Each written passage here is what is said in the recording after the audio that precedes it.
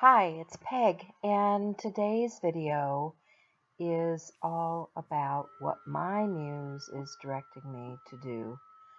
I